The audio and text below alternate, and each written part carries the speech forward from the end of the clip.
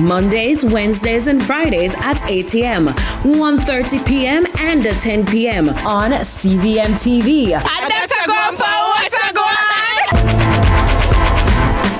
You can open a Sagicor Bank savings account from anywhere. Go online and open yours today. The time by Sagicor Bank is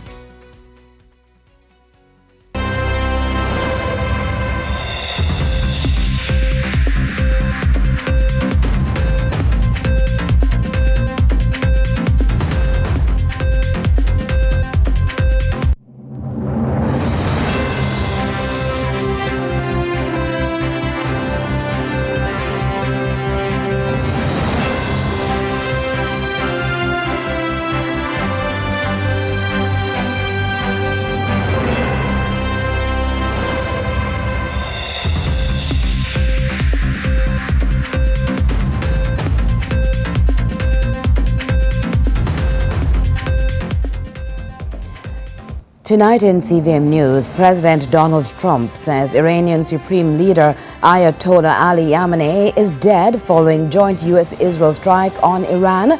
Remain vigilant and shelter in place. Message to Jamaicans in the Middle East from Jamaica's Ministry of Foreign Affairs. Locally, 5 charged in major Manchester anti-lottery scam operation. And later in sports, West Indies must win on Sunday against India to advance to the T20 World Cup semi-final.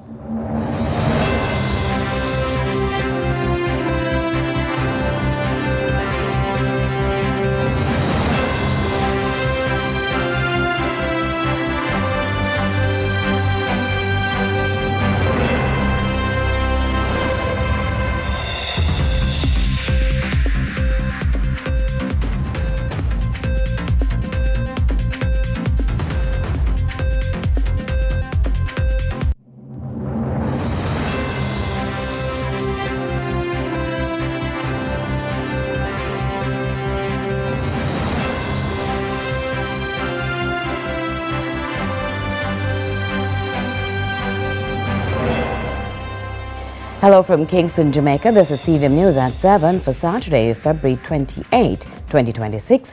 Thanks so much for joining us. I'm Caroline Brown, and we begin with reports of a major conflict currently underway in the Middle East. United States President Donald Trump, in a post to Truth Media, has claimed Iranian Supreme Leader Ayatollah Ali Khamenei is dead. Israel's Prime Minister Benjamin Netanyahu says, while is quoted as saying there are increasing signs Iran's leader is no more. However, Iran's state media has denied the report, stating, quote, Iran's supreme leader remains steadfast and firm in commanding the field, end quote. All this follows a joint major combat operation dubbed Epic Fury, involving the United States and Israel on approximately 500 targets in Iran, with preliminary reports indicating in excess of 200 deaths as a result of a barrage of missile and drone strikes. President Trump has accused the Republic of trying to rebuild its nuclear program. We hear more from the BBC regarding this ongoing conflict.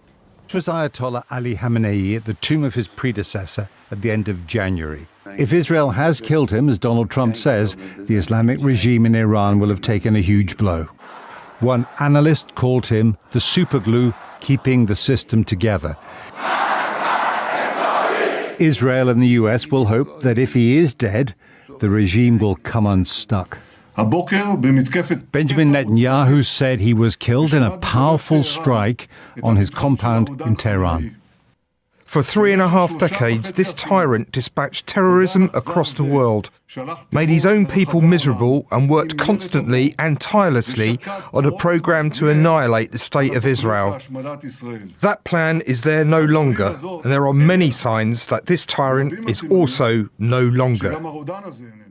Satellite images show the destruction of the compound used by the Supreme Leader in Tehran. The Iranians say he was not there when it was attacked, and told ABC News in America that he was safe and sound. The Americans believe that, this time, their raw power can impose regime change on an enemy without creating a disaster. Now, Iran has subsequently launched attacks across the Middle East in response to the U.S. and Israel strikes. During an emergency meeting of the UN Security Council on Saturday, Secretary General of the United Nations, Antonio Guterres, says everything must be done to prevent further escalation. The alternative, he warns, is a potential wider conflict with grave consequences for civilians and regional stability.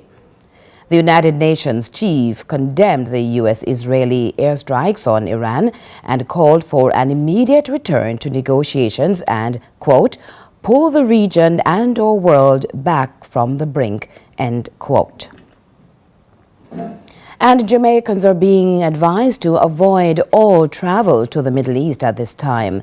The Ministry of Foreign Affairs and Foreign Trade of Jamaica is currently monitoring military hostilities in the Middle East. The Minister, Kamina Johnson-Smith, issued the following brief statement advising Jamaicans who are currently in the region to shelter in place. Early resolution, we urge all Jamaicans in the region to exercise vigilance and to shelter in place as conditions may require. Should you have specific concerns or an emergency and need to reach the ministry, please do so at consular, CONSULAR, at mfaft.gov.jm or at 1-876-391-8105. The ministry is also generally advising Jamaicans to avoid all travel to the region at this time.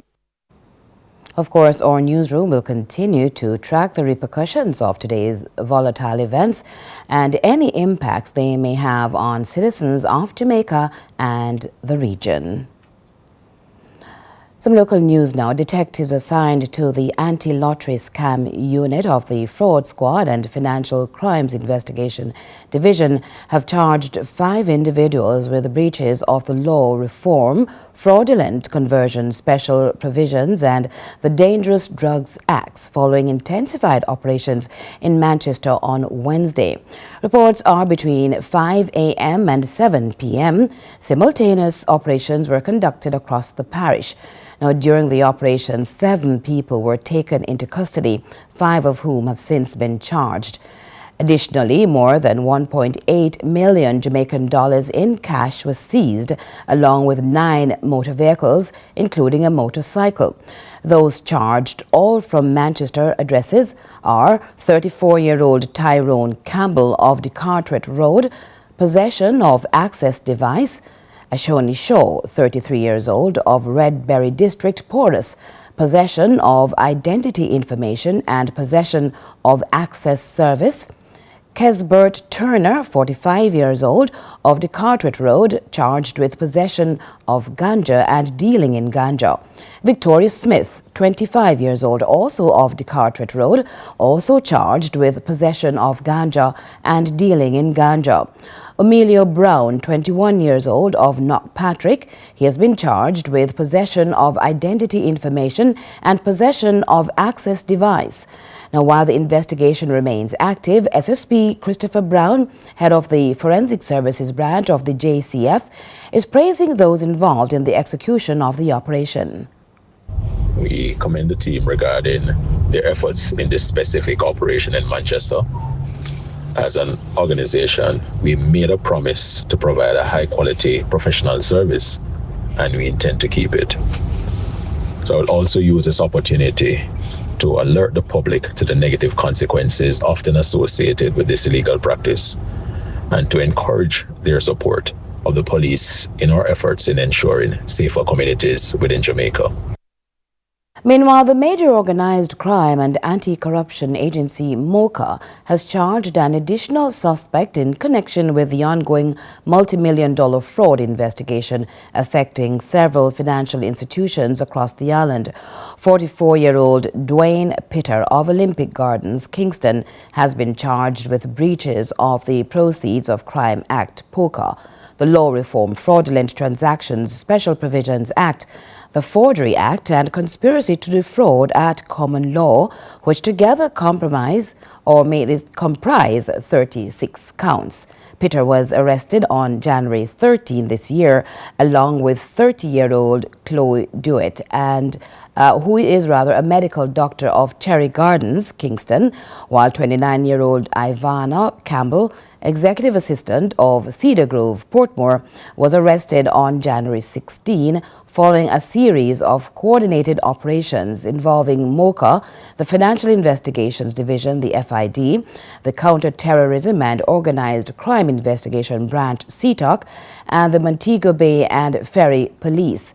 Pitter, Duet, and Campbell are alleged to be part of an organized criminal syndicate that carried out elaborate and highly sophisticated multi-million-dollar fraud schemes against several banks and financial institutions between January 2023 and April 2024 through the submission of fraudulently obtained genuine documents and fraudulent identification documents. The three allegedly assumed the identities of multiple individuals with varying occupations to bypass security protocols and identity confirmation measures at a number of institutions in the financial sector. That investigation is also ongoing.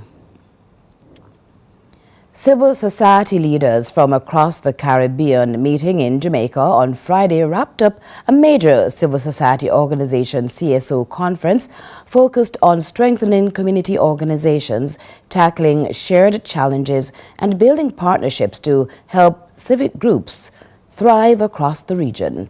Javoni Hamilton reports. Civil society organizations from across the Caribbean converged in Jamaica for a regional conference aimed at strengthening the role of civic groups in community development. I've explored issues around the climate change impact, learned a lot around the recovery from Hurricane Melissa, which we recognize as such a serious issue and has had wide implications across Jamaica. So our thoughts are with the people of Jamaica, and also strength to all those organizations and people and communities who are trying to rebuild their lives. And for Global Affairs Canada, it will be continuing to support capacity building for CSOs, because we do need our CSOs to have strong capacities to be able to do what they do best. And we will continue to provide online resources through the proposal writing workshop. The forum also emphasized collaboration, bringing stakeholders together to identify shared priorities and practical solutions. And for the Caribbean Development Bank this year, we'll be developing our civil society engagement strategy. So it starts immediately after this process as well. So it's not just about having conversations, but we want to design our own strategy at CDB internally that would continue to have a continuous engagement with civil society leaders within our programming, that their voice is captured in a structured way. According to the Minister of Environment in Dominica, Cozier Frederick, the discussions are already having an impact. Leaving this conference, I feel enlightened. I feel in a sense of hope that we can continue to thrive in our Caribbean civilization, knowing that we have very good partners, people who give selflessly to organizations, who, even if there are limitations with funding, even if there's limitation in capacity, they wholeheartedly delve into our development thrust. And as a government minister, I feel I have to share this with my colleagues across the region to ensure that we create an environment that enables CSOs to grow. Reporting for CVM News, I am Javoni Hamilton. The Health and Wellness Minister is reporting that over 1,000 burn victims are treated locally every year. While severe medical assistance must be outsourced, the minister and the clinical coordinator of the Cornwall Regional Hospital assure Jamaica has the capacity to mobilize treatment to keep patients alive. Here's more from Crystal Williams. Speaking at the Cornwall Regional Hospital on Thursday morning, Minister of Health and Wellness Dr. Christopher Tufton sought to debunk rumors about Jamaica not having a burn unit. He says responses from the hospitals have been to stabilize and to treat burns. I know the impression is created that somehow the public health system cannot treat burns in Jamaica. And this is not the case. On average, we have about 1,000 or so burn victims in a given year in the country.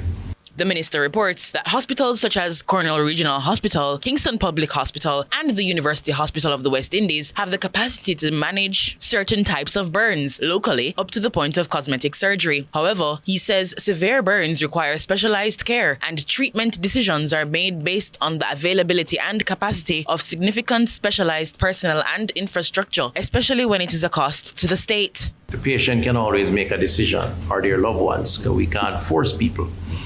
But when it is a cost to the state, there is a determination made by the clinicians in the first instance, because it is they who are treating the patients, and I have no capacity to determine on it. It has to be the clinical team.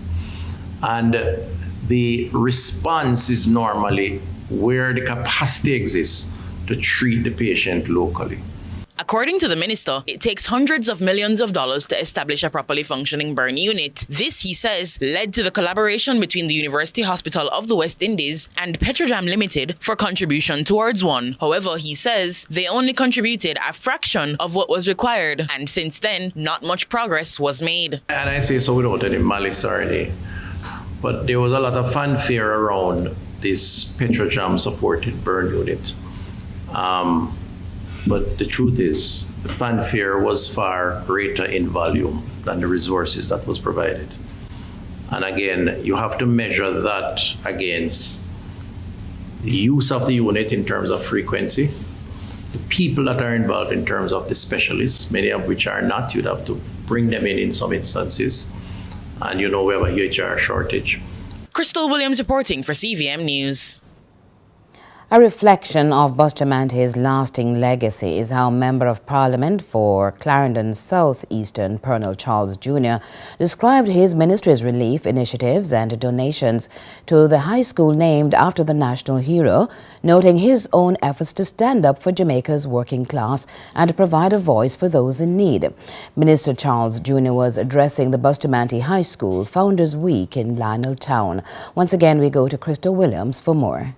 The Solidarity Program, led by the Ministry of Labour and Social Security, is a national initiative to provide a one-time grant to vulnerable Jamaicans who are not currently benefiting from PATH, Social Pension, NIS, or other similar support programs. It's a program that offers two things: a short-term $20,000 cash grant and long-term access to the range of government services. So the program is not an easy one. It's not meant to be easy. It's meant to be one that's focused on comprehensive support to those persons in particular who could never even register for a program like this before because they never had the documents and didn't have the support.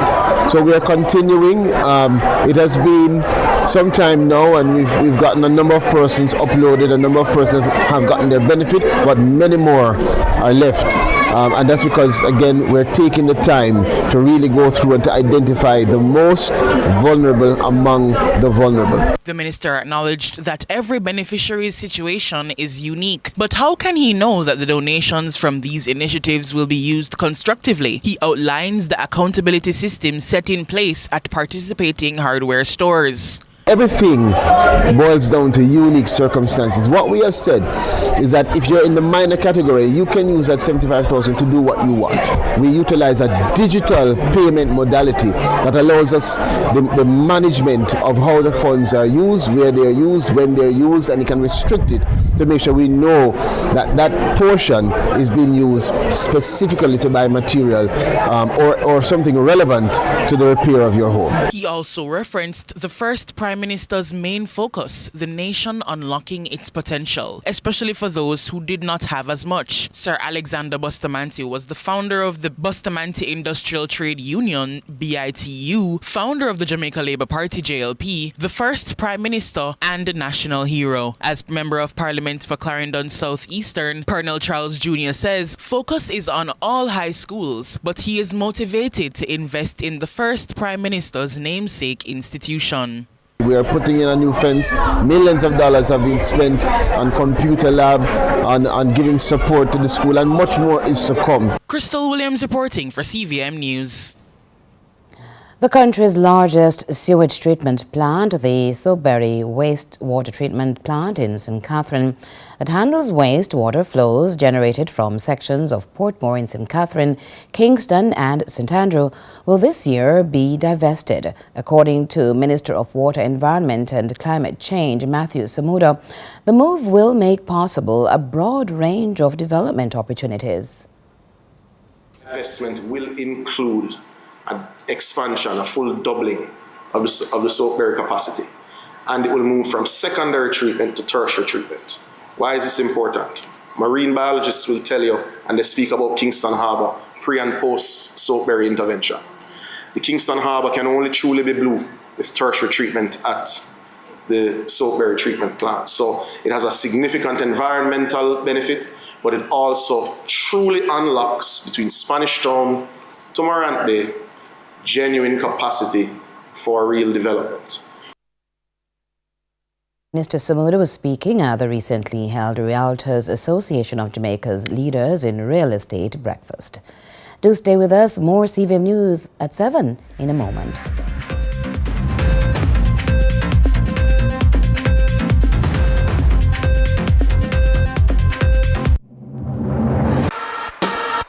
This is Flow, Jamaica's fastest mobile network, as verified by Ookla. It's the result of a complete network rebuild, with more power backup to reduce outages and satellite backup for greater mobile stability. You can even make regular calls using Wi-Fi. Welcome to our new era of connectivity, and we're not stopping there. This is Flow, Jamaica's network. Let's delve deep into the issues. We'll take you beneath the surface. Greetings and salutations. My name is Orville Higgins, and it's another edition of Fan Central. Talking to the people at the heart of the top sporting stories. Hear from your favorite sportsmen and women and the administrators who work tirelessly to make it all happen. It's a live sports talk. I've written an entire article. Yes. Looking at all the major issues every Tuesday at 9 p.m. It's Fan Central.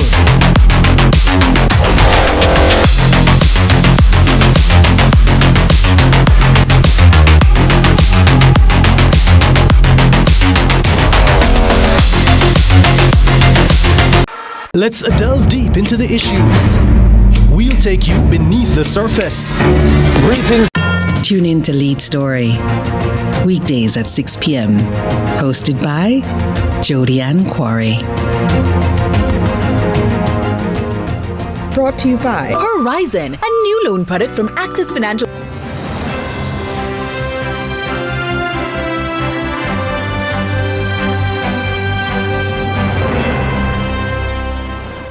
As we welcome you back, it's time for regional and international news with Marshall Hazley.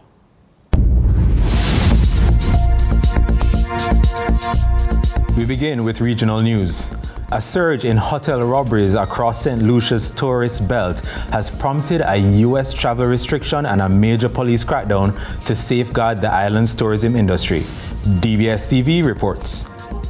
These operations came as a direct result of robberies experienced by hotels in the area during October to December 2025. One of the incidents resulted in the U.S. Embassy in Bridgetown, Barbados, advising all U.S. government employees against staying at the Ladera Resort in early February.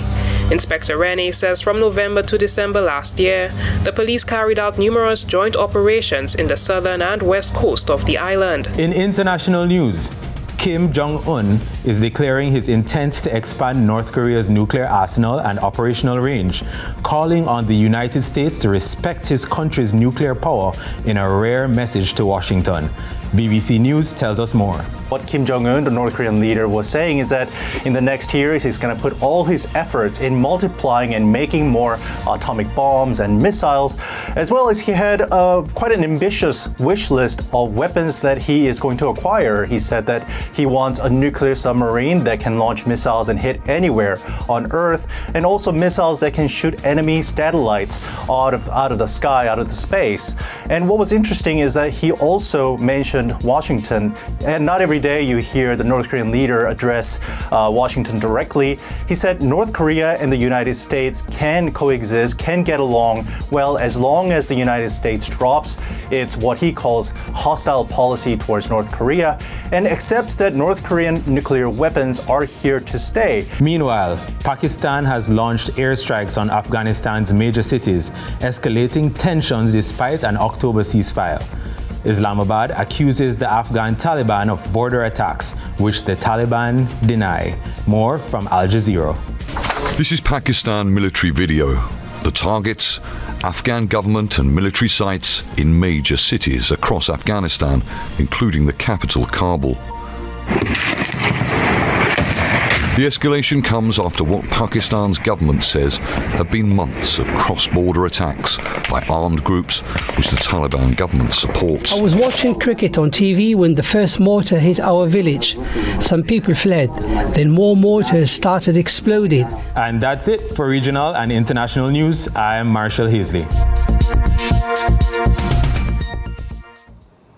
To inspire Jamaica we go now. Reach out and touch somebody's hand.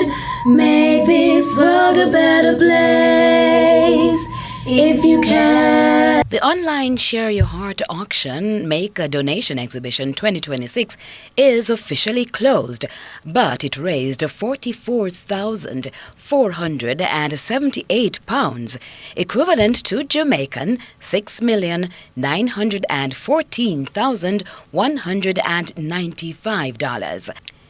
This yearly Chain of Hope Share Your Heart campaign aims to raise awareness of congenital heart disease through artistic impressions of hearts, donated to the charity through artists, celebrities, other public figures, and, not to be left out, cardiac patients themselves.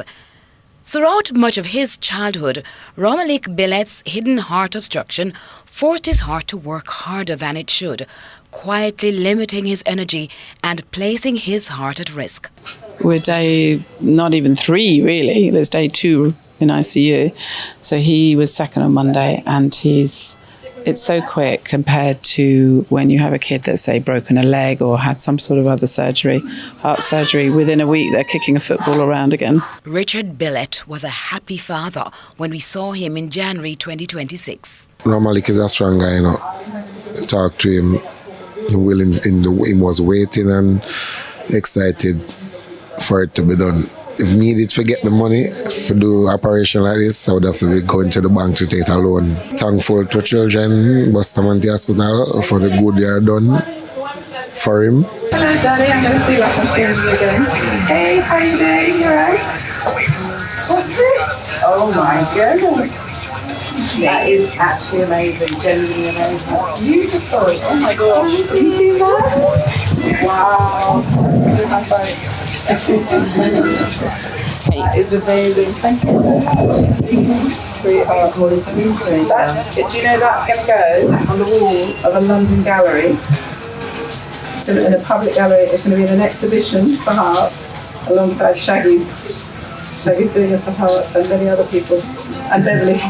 With his heart now working more freely, Romalik's artwork reflects a renewed sense of movement, energy, and possibility. And we show it to Jamaica. Ooh. I got a heart. There's a Jamaican flag right there. There's a Jamaican flag in there. There's a heart. I think there's some rays of sunshine almost. So we're doing... It's an inspiring moment. It's an inspiring moment. From this hospital room, led by the Chain of Hope Vice Chair and volunteer cardiac surgeon, Professor Victor Sang, performing a pulmonary valvotomy and a pulmonary patch arterioplasty, delicate procedures that relieve narrowing whilst improving blood flow and valve function.